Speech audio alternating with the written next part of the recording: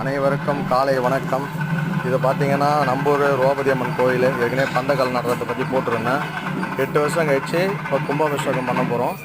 அது பார்த்தீங்கன்னா முக்கியஸ்தவங்கள்லாம் வெளியில் உட்காந்துருக்காங்க. ஊர் பெரியவர்கள், இவங்கெல்லாம் ஊர் பெரியவர்கள் இன்னும் வருவாங்க. முக்கியமான ஆளுங்களாம் இன்னும் வராங்க. மறுபடியும்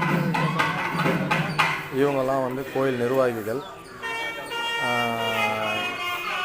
ஐயர் இருக்கார். பூஜைக்கு தேவையான வேலைகள்லாம் நடக்குது. ஏகசாலைக்கு இது நடந்துகிட்ருக்கு. இவங்க வந்து மேலே பாருங்கள், கண்ணுக்கு அழகாக திரௌபதி அம்மன், கிருஷ்ண பெருமான், மற்ற அர்ஜுனன் எல்லாருமே இருக்காங்க பாருங்கள். மேலே மதில் செவத்தில் பாருங்கள், சிலைகள் இன்னும் அழகாக இருக்குது.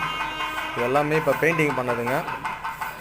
நல்லா பண்ணியிருக்காங்க. வரும் 11ஆம் தேதி மகாபாரதம் ஸ்டார்ட் ஆக போகுது. இது வந்து தம்பி மேலே வாசிக்க வந்திருக்காரு. சிறப்பாக வாசிப்பாருங்க. அருமையான மனுஷன்.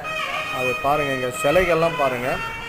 அதாவது மகாபாரதத்தில் வர வந்து முக்கியமான ஒரு சாமிகள், அவங்க கொத்துக்காரருடைய சிலைகள். இதெல்லாம் இது எல்லா சிலைகள் குந்திமாதேவி, கிருஷ்ண பெருமான் அப்படின்ட்டு நிறைய இருக்குது.